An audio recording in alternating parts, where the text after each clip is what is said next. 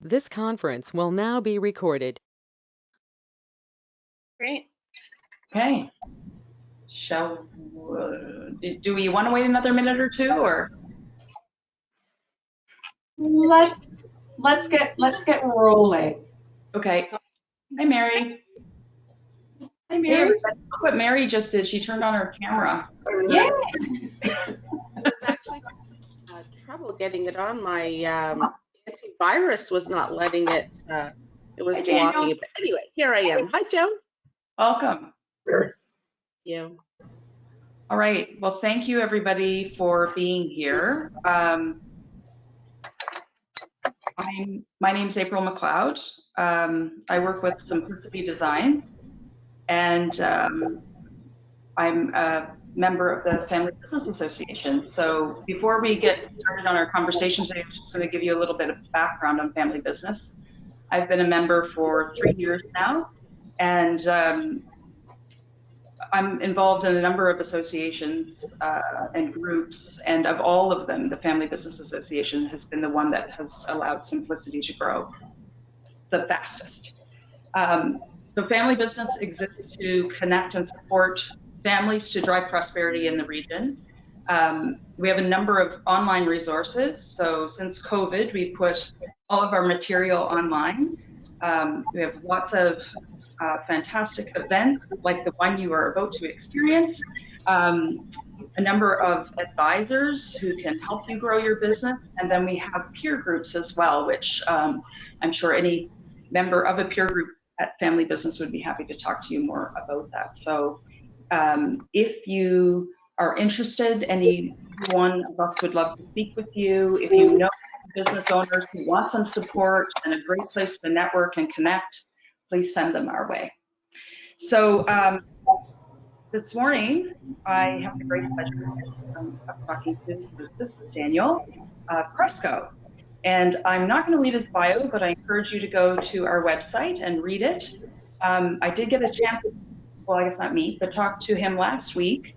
And what came across to me is just his passion, and actually the evidence of his work and Kresko's work is all around me in my neighborhood. He's passionate about building vibrant communities and passionate about the construction industry. So I'm just going to pepper him with questions. And then if anybody else has a question at any time, feel free to jump in. I'd like this to be, I'd like this to be an open forum for everyone. So,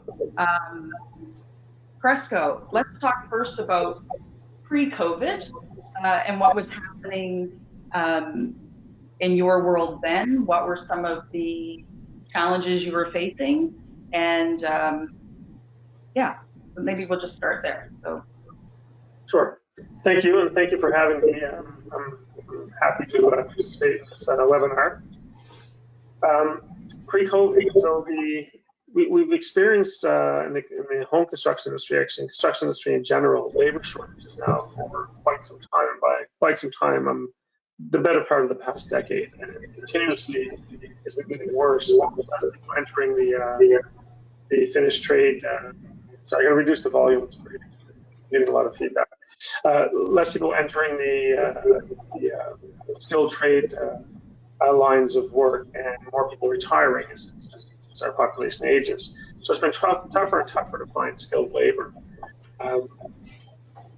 Not too far pre-COVID, we'll say last fall, September, October, the market here really started to pick up. The cumulative effects of repatriation of blue nosers combined with larger immigration numbers in Nova Scotia and Halifax in particular have increased demand on housing more than what the supply was able to give, and that's being evidenced now in the marketplace with competitive bids and above asking price offers on homes. So about September, October, we started to feel that, and the market really started to heat up. So that only made things worse from a labor shortage perspective. And then COVID hit. And from a purely construction perspective, it was I don't want to say it was devastating because we're still surviving.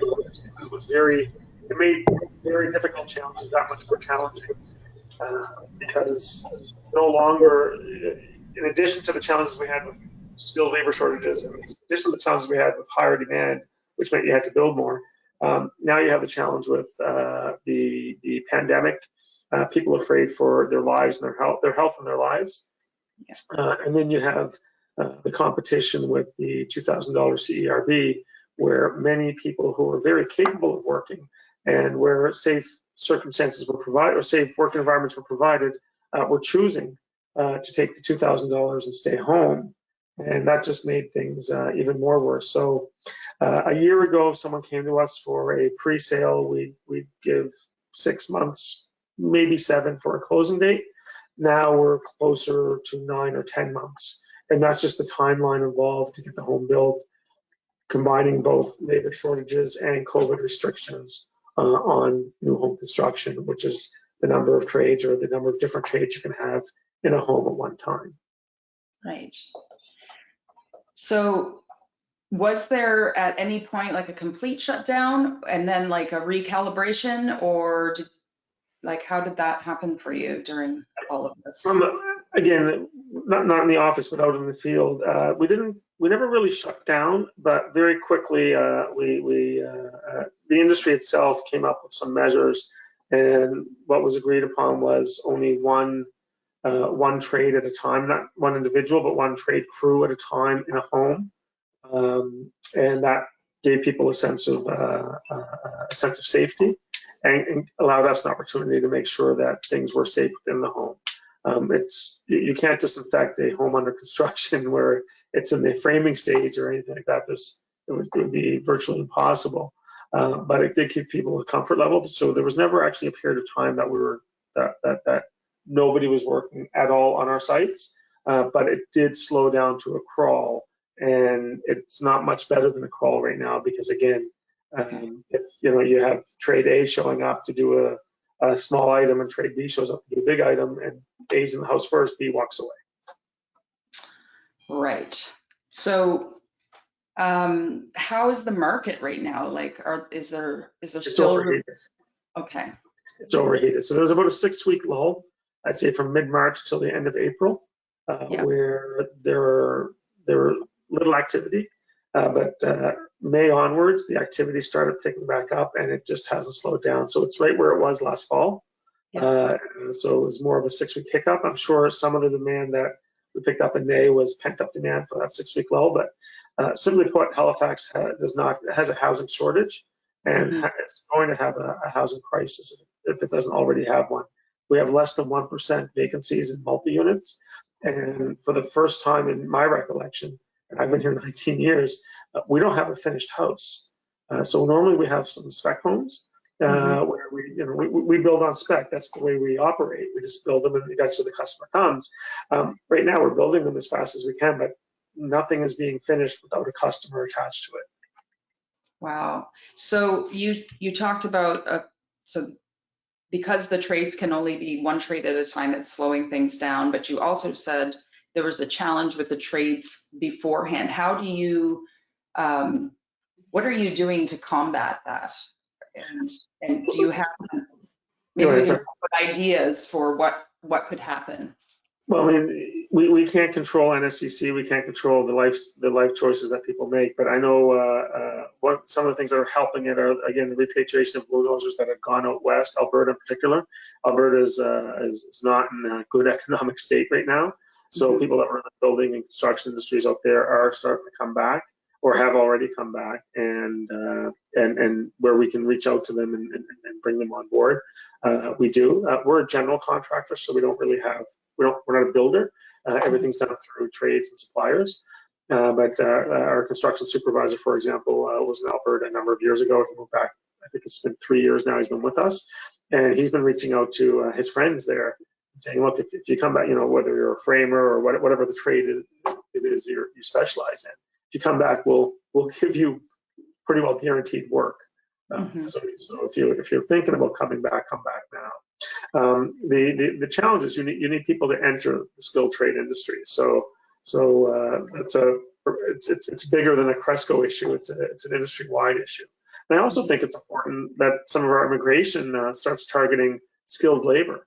I often say the country wasn't built on the backs of lawyers and accountants. It was built on the backs of laborers. So if we can target skilled laborers where there's some type of recognition of their skills, so they can either go through a fast track apprenticeship program or be immediately recognized, I think that would be very beneficial for our industry.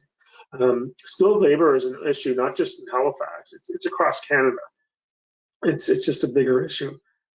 Unfortunately, the only way we can combat it as an individual company is to offer more money to those laborers who are well aware that of the situation. But that just drives housing costs up because we're a flow through. Everything comes through us. We add our margin, and that's how we set selling prices.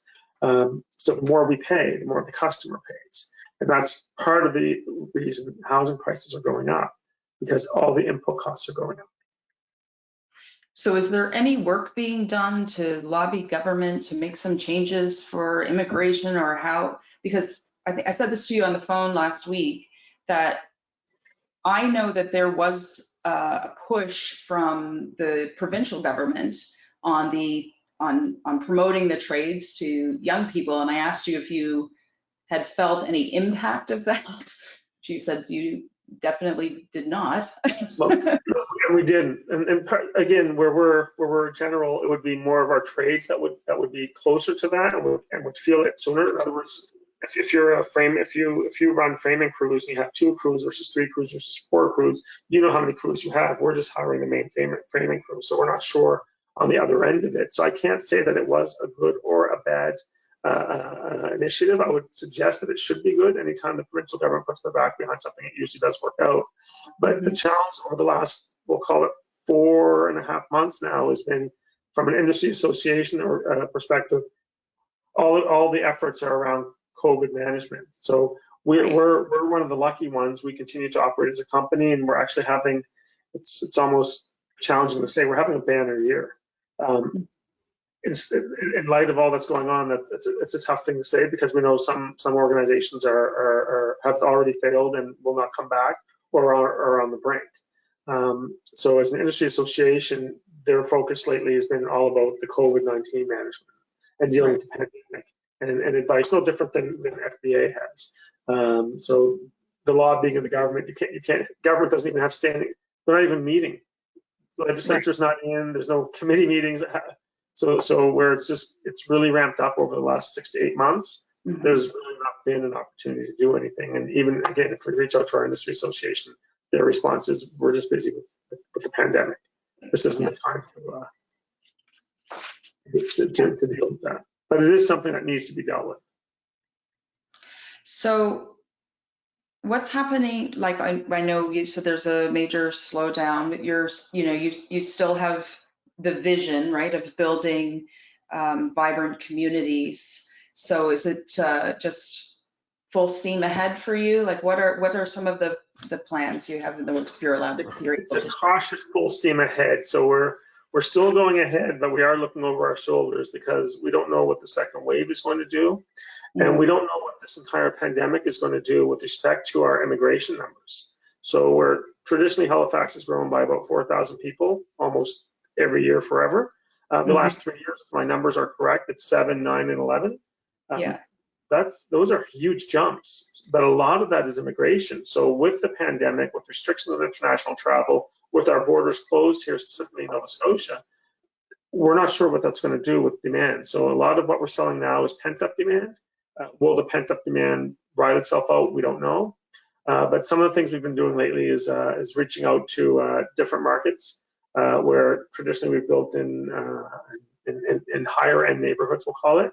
We've been looking for other opportunities in say medium range neighborhoods to try to hit a wider array of customers. Okay, so does anybody else have any questions that they want to ask? Margie, you're on mute. Hi there. I sent this to April earlier. I'm really curious about the spike. Is there like a certain demographic that's buying the houses are like, is it people moving back from out west? Is it people moving in? Or do you have any sense of that? And if there's like a price range that really moves quickly? Amine would probably be better to answer that than I would. I'm removed from our customers, so we don't really have I don't have a customer profile. All I could do is look at a list of names and guess in terms of ethnicity, for example, but I couldn't guess a demographic. But I would suggest that with the wider range of homes that we offer, and we do run the gamut from a townhome to a semi to small singles, medium singles, large singles, very large singles, and multi-units as well, that we're touching all parts of the marketplace and all demographics. But I don't know that we actually have a here is your customer profile, here's your target market. But again, Amine could probably speak better to that, where she represents us on the sales side. So she would meet with the customer. She would know our customers better than I would. Okay, Amine, what's your take? Honestly, right now, Margie, there has been no trend. The market has been so strong. It seems like it's a lot of first-time home buyers, but at the same time, there seems to be a lot of people looking to downsize as well. People coming from large homes, looking to retire and looking for that smaller, more affordable home. And it was really great what Cresco did. We introduced some more affordable housing in West Bedford. By affordable, we're talking under $500,000, as 500 and up would be the, I'd say, low to average price in West Bedford right now. And that product seemed to move really quickly. In terms of who are buying, in West Bedford specifically, it's a very multicultural community. Obviously, yes, there has been quite a few new immigrants, but I can't say it's any trend specifically. Everybody's buying, and the market is very hot, whether it's North End Halifax, downtown Dartmouth, Sackville. And right now, because inventory is so low on the resale market, it's actually pushing people towards new construction, because people are realizing that they can't find what they want right now, like to move something to find a home to move into within the next month or two. So they are looking at new construction and having to wait until the homes are built. So this market has obviously been good for new construction in that aspect as well. All right, thanks. It's good to know. I was so curious as I was listening to reports on the radio and listening to you talk about this. All right, thank you. We have Daniel Arsenault on the call. Daniel, I know you're in the biz. Did you want to chime in here? Oh, we got to get you off mute.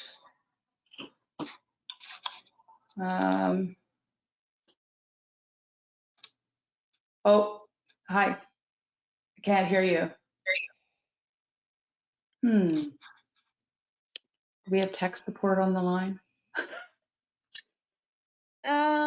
Is he unmuted? It's unmuted, but anybody have advice on this? Yeah, hi guys. I've unmuted him at this end. Dan, do you have a mic? He doesn't know if he has a mic. I'm lip reading. Okay, well, you keep trying, Daniel. I was just going to come back to Joseph. Family Business Association, I've got to ask the obvious question, which is you've been working for this family business, I think, since 2001. Do you have any comments on? This is being recorded. No. Yeah. Tell us all the good parts. What's really wonderful about working here is when we think about our core values, and one of them is the family. We treat each other like family. We care about what's going on with each other outside of the office. We care about what's going on with each other in the office, and you know, like family, sometimes you fight, but it's all for good reasons. But we really, it's more than just a place to work. It's more than just a job. It's more than just a paycheck. And we always try to give that environment to all of our people here. Working for a family has its is interesting, but I think we can get into that more at one of the future Peter Wilson dinners. I'm just reading all the chats now. Sorry, everyone. Mary, you have a question? Hi, I do. Thanks, Joe. That was very informative. And I wanted to see if you could elaborate a little bit on when you mentioned the housing, we're on an impending housing crisis, and maybe a little bit about what you foresee in 2021, and maybe even the impact on the rental market as well. Sure. Unfortunately, we find the municipality can't get out of its own way when it comes to approvals. And I don't mean the building permit. I'm talking about development approvals and for large developments. And they put a lot of focus into the downtown core, which is a great thing.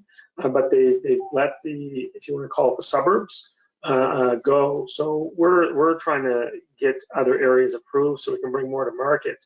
And the longer these processes take, then the more expensive it is to bring something to market when it does eventually come on, which means there's a lot larger cost involved. So that drives pricing up. In addition, the government imposed charges that are being laid on housing, everything from the HST to all the infrastructure charges and everything else are driving prices up. And now the Water Commission has rejigged their regional development charge, which drives prices up. So the city's limiting supply and they're increasing costs. And that's just going to make it tougher and tougher for people to afford to live in a home. In addition, all new construction, multi-unit construction. So, lost track. April lives in one right outside my window. These, less than 10 years ago, the costs on a per unit basis were well below $200,000. Now you're approaching $300,000. Well, if it costs more for the developer, then they have to charge more for rent. And as there's less and less, less than 1% vacancy, I think I read an article the other day, someone's rent went up to the point that it's more than their monthly stipend. She has some disability and is unable to work and receives a monthly allowance from the provincial government. And now her rent went up another $150 over last year's. And now she has to move out and she has no place where she can find no place where you can live. So the more government keeps restricting housing supply by not having a predictive and realistic timeline for approval, and the more they keep adding costs, the more challenging it's going to be for people. So I'm aware of two developers, the two biggest developers, who have just had developments approved in Lance, which is just outside of Halifax. And these developments, if I understand correctly, were approved in about a 14-month cycle or period, which is unheard of here. So in that 14-month period, they now have housing for, I think each one's about 500 housing units. My numbers could be off. But now you're going to have 1,000 housing units, call that 3,000 people living in Lance, driving into Halifax daily, adding to the congestion, adding to all the challenges we have with moving around the city, and not contributing one penny in property taxes towards fixing all the challenges we have within the city, because the city has forced them outside of the city because the developers can get something approved faster out there. So that's where I see the crisis coming in. It's not going to get better. I mean, as Omni said, since when was a $500,000 home entry level? Like, these $500,000 homes are 22 feet. They're a townhouse that's been chopped off from a townhouse block. They're 22 feet wide, about 40 feet deep, 2,200, 2,500 square feet, and you're approaching $500,000 for that. 15 years ago, if you talked about buying a $500,000 house, people would step back and say, "Wow, you're making it." Now it's, well, that's the start. That's the price of entry into West Bedford. Wow. Yeah, that was very insightful and definitely resonating. It's scary. Yeah, it is. I don't know how people will continue to afford. I mean, our prices are going up, but our profit isn't going up. Our margins have actually they're almost back to where they were about 8 or 9 years ago. So on a percentage basis, our margins are not going up. It's the input cost. So whether it's how long you have to hold on to your land for, or how long it takes you to get something developed, or all the different government imposed charges that are making up a big chunk of the price of the home, that's what's driving the pricing up. It's not gouging. It's not let's increase for the sake of increasing. It's being pushed up because our input costs are being pushed up. And I just don't know how people will continue to afford homes. And that includes rentals. Yeah. Rentals used to be about 80, 90 cents a square foot in the suburbs. Now they're approaching $1.25. That's a big swing. And they're about $2.50, I think, in the urban core for new builds. So at the municipal level, are they still meeting on approvals, or has that all slowed down? It was already slow. It slowed down a bit more, but they are still pushing things through, just very slowly. The issue with the municipal level isn't COVID. The issue with the municipal level is culture. Yeah. And they don't understand that the city can't grow without development, or if they do understand it, they don't seem to want to do anything about it. So when you meet with the different officials and speak with them, you receive the proper talk, but nothing changes. And it's a challenge right from the very staff level at the municipal level. And not that it's not a challenge, the staff isn't the challenge. It's the culture within which they're working and they're trained that's the challenge. So they're afraid to make decisions. Everything has to be almost pushed off to someone else, like, let my supervisor make that decision. Well, if the supervisor has 10 people and all 10 keep deferring to the supervisor is now doing their job or doing parts of their job and is unable to keep going. In addition, there's no repercussions, there's no timelines. Like a big thing that could help is, here are our timelines for doing things, and we will meet them. There are none. There's no repercussions for not doing your job. So we've had, in the last couple of months, we've had situations where we've applied for a building permit. We know it's about a 3 or 4 week process. It's 3 weeks out, 4 weeks out. We don't hear back. We ring into them. They're like, oh, we forgot to take it from pile A and put it in pile B. Well, okay. Well, we've been waiting a month and we have a closing date and a signed contract. We got to build April's house. We promised it'll be ready for Christmas. Can you fast track it? No. We'll just put it in the pile. So, you'll be next in line for whenever, as if you brought it in today. Oh, okay. Thank you for making up for your error. You call back 2 weeks later. Yeah, we put it in the pile, but we forgot to initiate it on the computer. These are real answers that this is actually happening. So we lose 2 months waiting for a building permit. That should only be 3 to 4 weeks. How do you make that up? Well, there's costs involved in that. Time is money in real estate. Yeah. Time is absolutely money in real estate. How do you make up for that? And there's no repercussions to these people. None. But it's also because their boss doesn't come in and say, hey, we've got to find a better way. And when this happens, maybe we can do this in these circumstances. So I'm not blaming staff.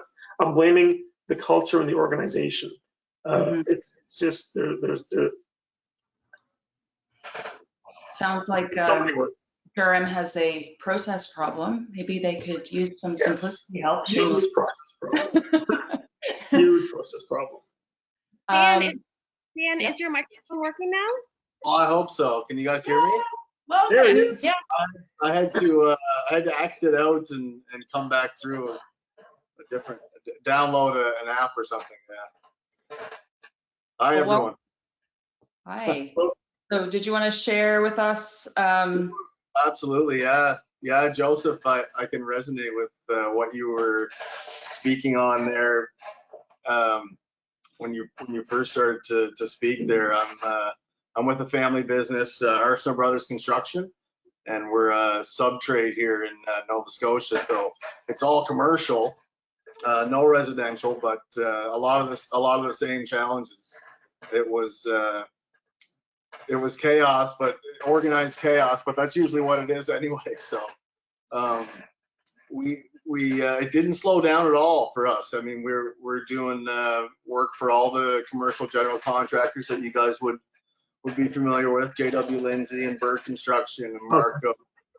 all these guys, and we're spread out all over HRM mostly. And yeah, like, I mean, all the public tenders, you know, they didn't stop coming through. And one of the big challenges for us was in our bidding process, just to foresee at the start, because we had tender closing dates that weren't getting pushed back. You know, there'd be a few addendums, but they weren't getting pushed back very far. So we'd have to bid on things when COVID really just hit 4 months ago, not knowing what was going to happen. You know, at that time, no one really had any idea, right? So that was one of the biggest challenges to understand scheduling and you know, manpower and things like that. So that was really tough for us. So what we do is you know, steel stud and building envelopes and acoustic ceiling tiles and drywall and all that part of the commercial side of building. So, you know, our union forces, our labor force is all union. So we're a union company. And like you said, Joseph, we had a lot of employees who took advantage of the CERB. I mean, if they can stay home, and you know, you have 30-40% of your labor force where that's the mentality. So that makes a challenge when you're bidding on projects and you're looking ahead 3 months, and you know you're going to be getting phone calls from site supers saying, you know, we were promised 10, 15 guys on this site, and you can't find men, and you don't know how things are going to pan out. So it was just a lot of variables to take in the decision-making process on tenders. But we managed to get through it okay. We've got about 30 people on site, so site staff. And yeah, it was just it's leveled off now, but it was quite an ordeal for those few months for sure. And then just communicating too. Like, I work in an office with an engineer and an estimator, and so they left the office and worked from home. And so just the communication factor too, with trying to oversee things. And you know, you could have Zoom meetings and this and that, but it's just not the same when you're not close range and in contact. So it made it really tough too. So there was it was really, really challenging. I'm actually I'm off right now. I've been off for a few weeks, and just for mostly personal reasons. But yeah, as a subcontractor in the commercial construction industry here in Halifax, I mean, it's fast paced, and like you said, Joseph, the same with real estate. It's time and money, and it was definitely a challenging 4 months for sure. Oh, for sure. I mean, you hinted on the challenges in the office, and that's a whole other part that got affected. So aside from the accountants and reception, everyone that could work from home did work from home. Accountants had to work from home because of processing paperwork, and you couldn't take all your filing cabinets home. But other than that, everyone worked from home. You know, we team meeting to death and Zoom meeting to death, and every type of meeting you could go to, we used. And the interaction, the inefficiencies of working from home just compounded the challenges that we're feeling in the field, and just made things that much more difficult, let alone the mental stress of dealing with it all. And then you add the X factor of having children at home, and trying to get them through their curriculum that's being sent either online or dropped off on your front porch, while you're trying to do your work, while your spouse is trying to do their work, all from home. And it was not a, you know, it was not a good time. No, and then also, like you mentioned all those things, and then also on site, where obviously I'm not on site, but our foremen and our managers of the site crews who are working alongside other sub trades, you know, we're doing the steel stud framing, and they're coming in electrical and plumbing and you know, what have you, HVAC, you know, a dozen trades on the same site, with all the general contractors coming up with their safety people. Are scattering all about, coming up with protocol for the sites. Nobody really knows exactly what to do. It's coming from the federal, provincial governments.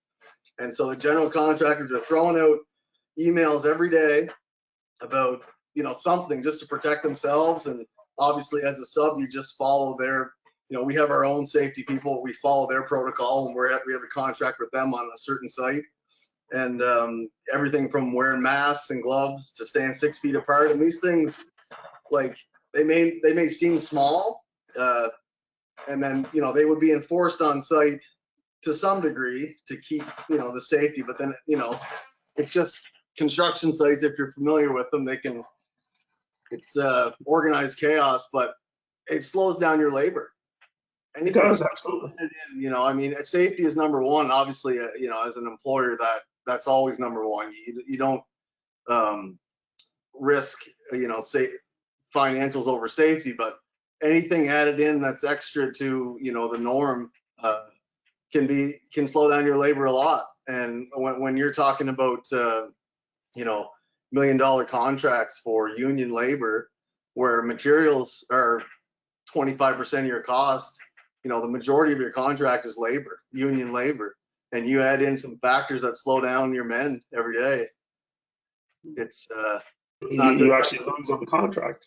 Yeah, it's just one more thing to add in, and then so you're bidding on, like, through COVID, we were able to get a contract at the Dal Art Center. We're helping out with the renovation there with Ellis Don, all the acoustic ceiling tiles and architectural ceilings and whatnot.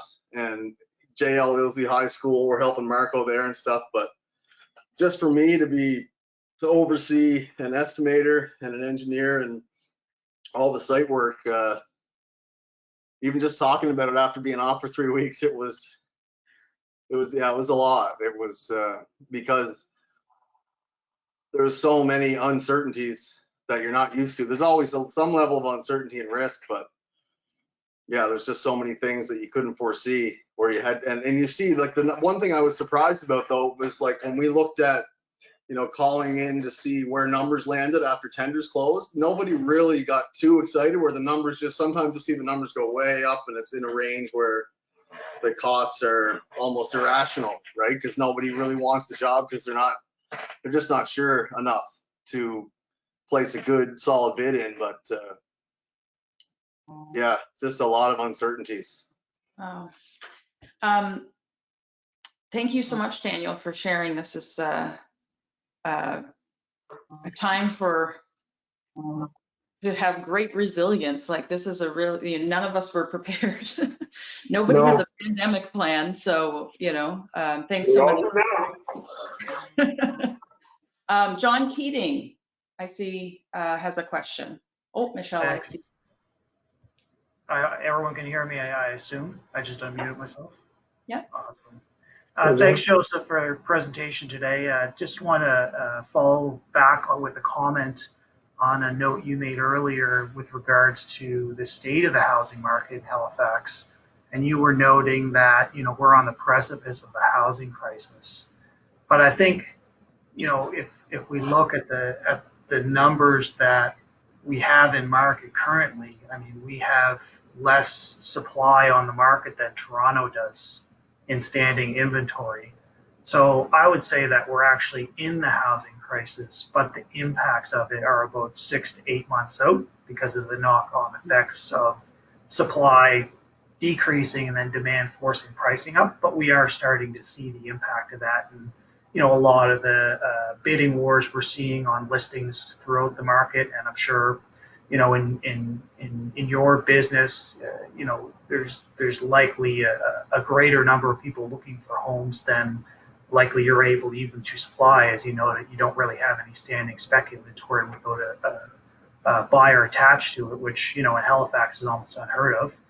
And I guess, my question would be, does the city even realize the scale of the issue they're dealing with? Because if you think about it, if we're at a low of 1/4 of supply on market now, it's going to take time, even with the right policies and the right support for the industry to build out of that, like years it could take.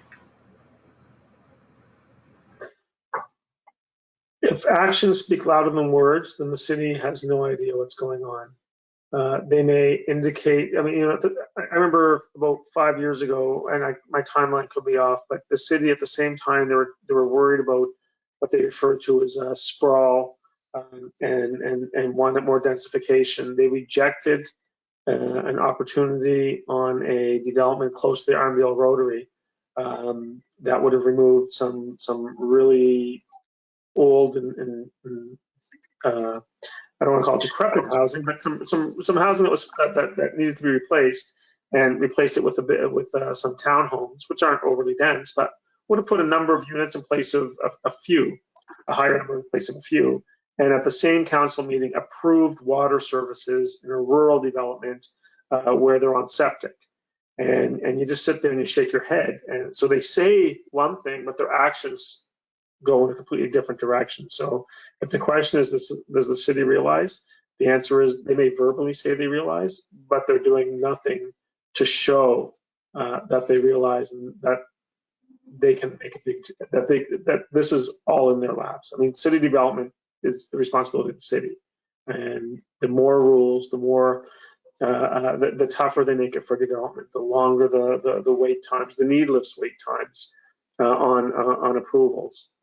Again, I don't think everything should be approved, but everything should have a timeline associated with it. So there's some reasonableness in terms of knowing whether or not it will be approved. When that doesn't exist, it pushes development out to Lance, it pushes development out to Windsor, it pushes development out to Chester. And those areas will benefit from larger property taxes, and they'll become bedroom communities to Halifax, where people will just you drive till you can afford. You use the Toronto analogy, it's not much different. It truly isn't much different. A 500 square foot apartment in Halifax going for $1,250 or more is not an easy number to swallow for most people. So they'll drive until they can afford it, and that means leaving HRM, and that means leaving HRM and driving into HRM on a daily basis just to work. So Joseph, can you give us an example, like the West Bedford neighborhood? How long was the approval, like how long did you wait before you had approval to build? So West Bedford's not a good example, actually. So West Bedford, at the time we purchased the lands here, the master plan was approved, and since then it's just been individual development agreements. But with the master plan in place, it makes, like, you've already foreseen everything that we need from an infrastructure and other perspectives, so the rest is going through the motions. Could the rest of it be a bit faster? Yes, but we haven't really felt hiccups here. It's in other land holdings that we've amassed over the years where we're trying to get things moving. So I'll give you an example about, again, my timelines could be off, but about 10 years ago, the city identified major areas that it determined it wanted growth. So we went after one of those areas and acquired it, I want to say 5 or 6 years ago, to the tune of 20+ million. Now, by we, it's the greater we of our partnership with Clayton Developments. And we acquired those lands. And the city said, here's what we wanted. So we've been going through the motions. And we were supposed to be in the ground, I'd say about 3 years ago. We'll be lucky if we're in the ground 3 years from now.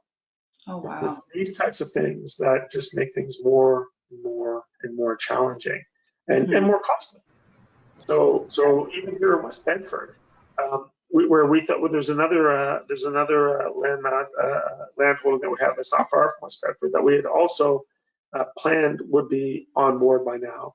And because these other areas aren't there, we're worried about finishing up in West Bedford before we get to the other areas. So we change our business plan now. We look at all of our land holdings with a different lens. Land used to be treated as a commodity.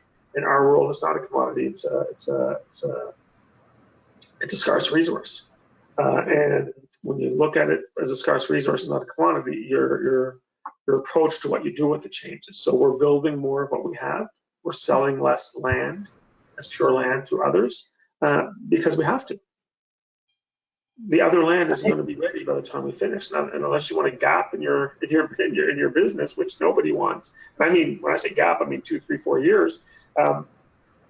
We have to change the way we're dealing with the land. I think the other key thing there from what Joseph said is that you know, if that development, let's say, for example, is another 3 years out, that really means that you're anywhere from 4 to 4.5 years from delivering the first housing units in that development. Yes. Having an approval and having a house up are not the same thing. Yeah. You still have to build all the infrastructure, and that's not just roads. That could be sewer pumping stations. That could be water relay stations. That's bringing all the power in, the gas, everything.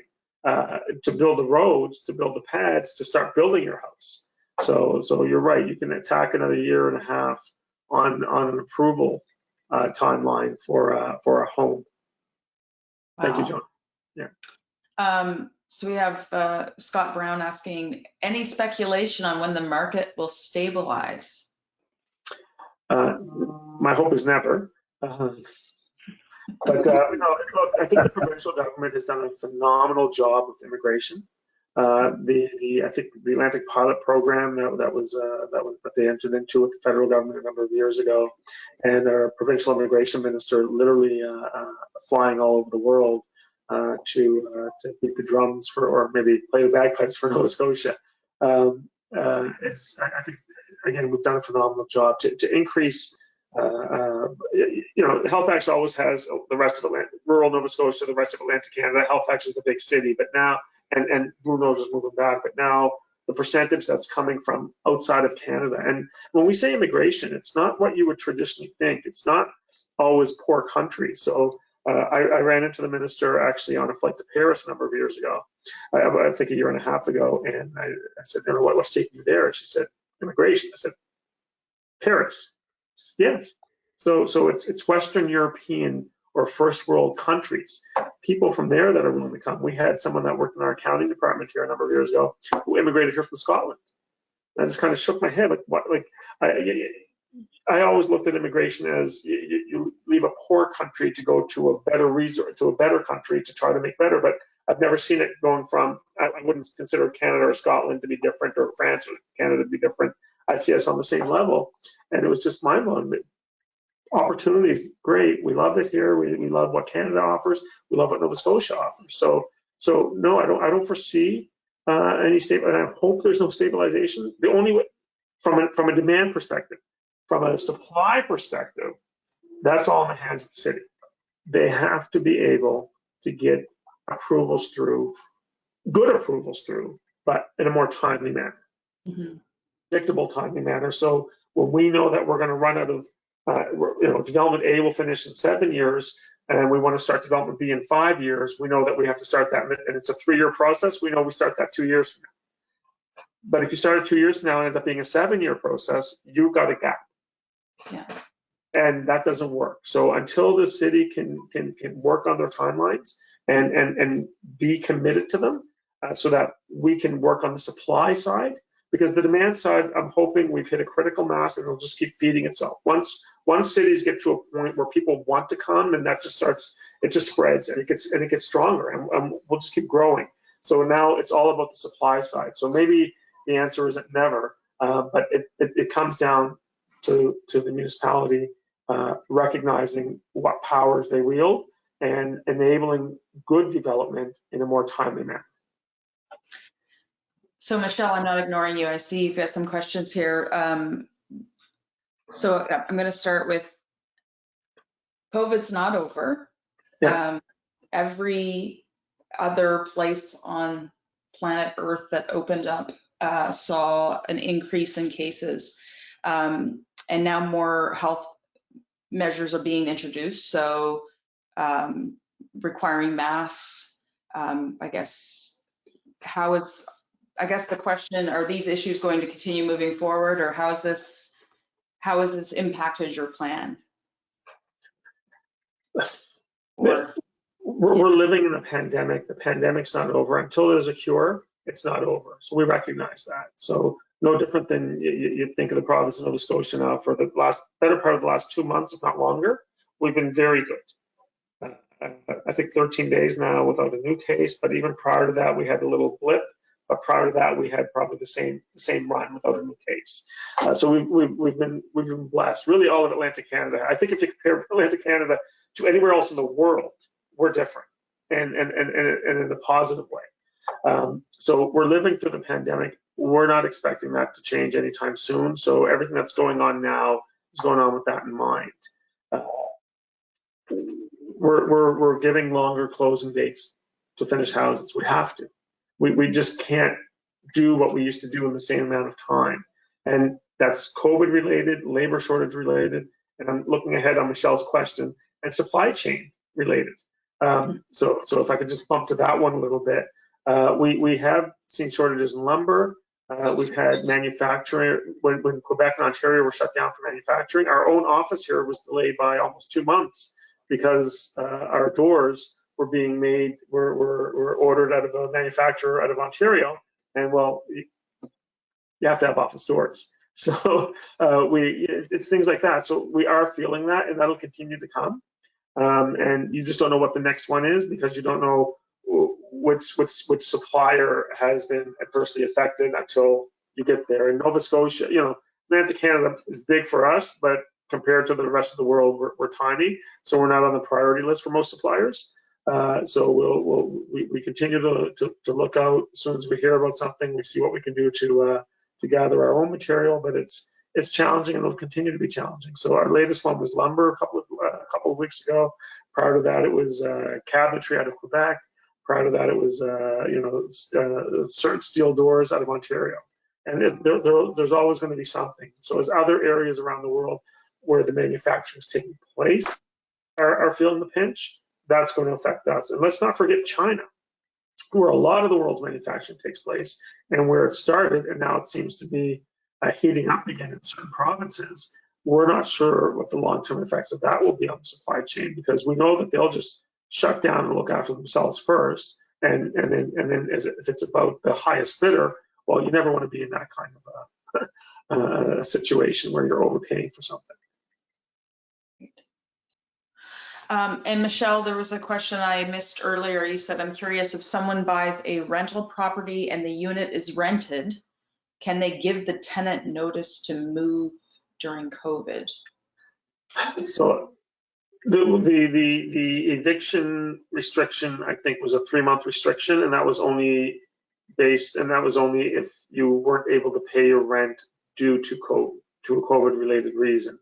That's beyond us now. So I think you're asking the question, if they're up to date with their rent, can you still boot them out? And my understanding is, when it comes to a rental property, and I don't know, but this is my understanding, that the purchaser assumes the leases from the seller, and the only way you can evict a tenant, at least at one point, was if you were going to move in yourself or major renovation to the point that it can't be inhabitable. But to evict them for the sake of evicting them, and they haven't broken any of the rules and they're on side with everything, my understanding is there's immediate tenure at the time of signing a lease, and you cannot evict the tenant. Now, you can increase their rent, and you may increase their rent unreasonably and quote unquote force them out that way, but I don't know the rules surrounding that and whether there's any restrictions. I'm just thinking of the article I read the other day where someone's rent went from $900 to $1,050 in 1 year. Are there any other questions or comments? I'm hearing background. Joseph, I have a question with regards to manufacturing. Like, are there manufacturers in the Atlantic region that maybe builders haven't looked at because of the cost, and you prefer to go outside of the province because it's less? I mean, is there opportunity, I guess, for manufacturers? We've seen people respond to COVID in very creative ways, Stanfields, for example. I'm just wondering if there's opportunity to increase purchasing local. Does it exist, or are you buying from Ontario because that's the only place that you can get product? Yeah. So sorry. So maybe I should have clarified. So when I talk about whether it's Ontario or Quebec or wherever else, we buy through local wholesalers or suppliers. So say like a Rona or a Kent. They would then source these materials from the manufacturer. So we don't deal with manufacturers directly. Any that we do would be local, and all of our entire supply chain, we deal with local individuals or organizations. So where they're sourcing theirs from, we don't know. But when we, for example, speak to our cabinet guys and say, hey, what's going on with this cabinetry? Their answer to us was the Quebec manufacturer was unable to get it done in time because they were shut down. So the answer is probably yes. There are some opportunities, but again, we're not buying directly from the manufacturer, so we wouldn't be close to that. You're on. Yeah, I've had issues with, like,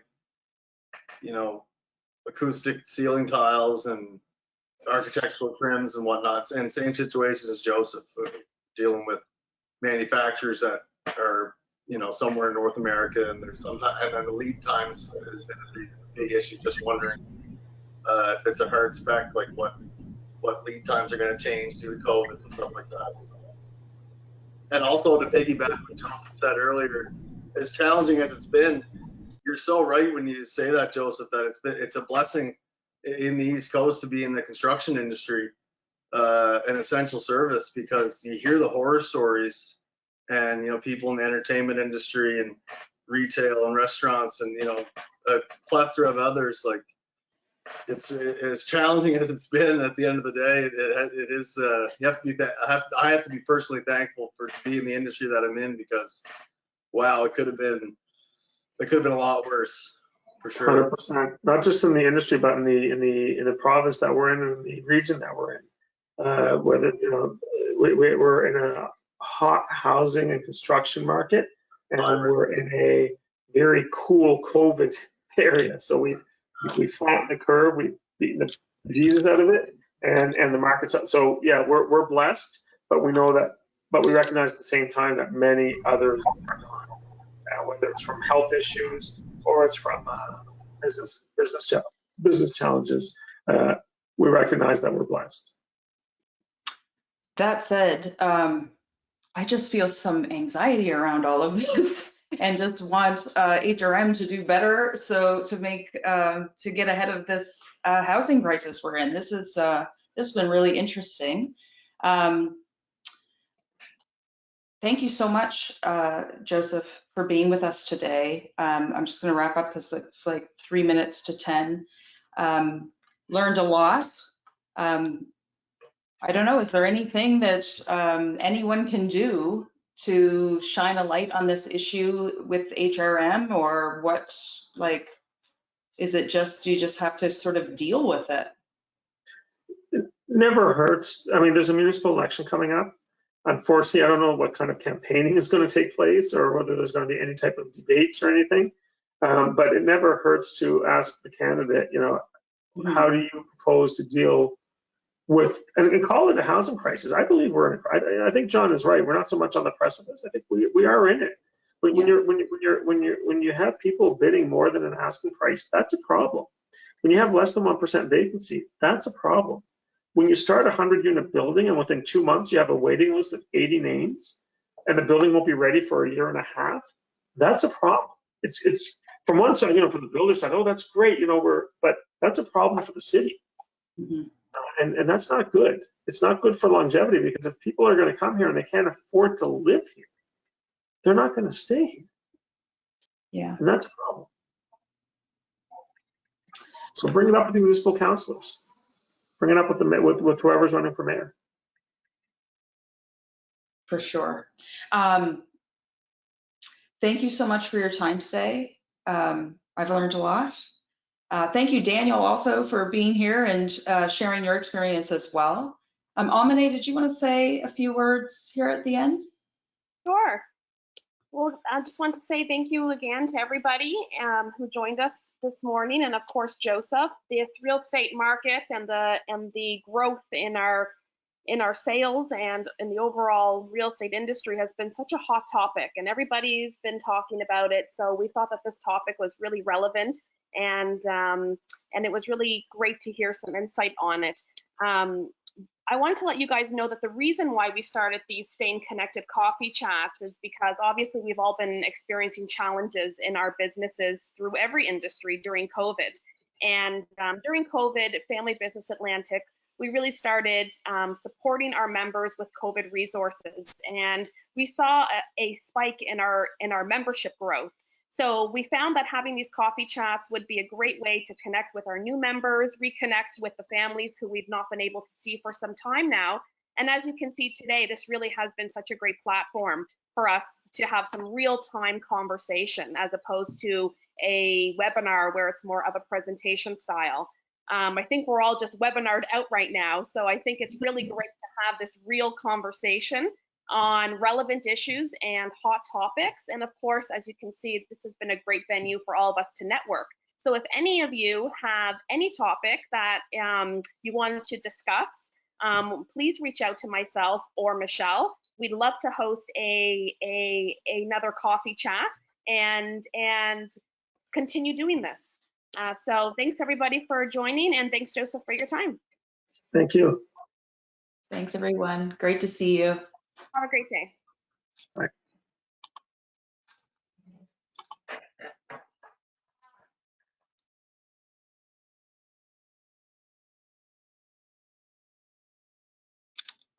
Hi, Michelle.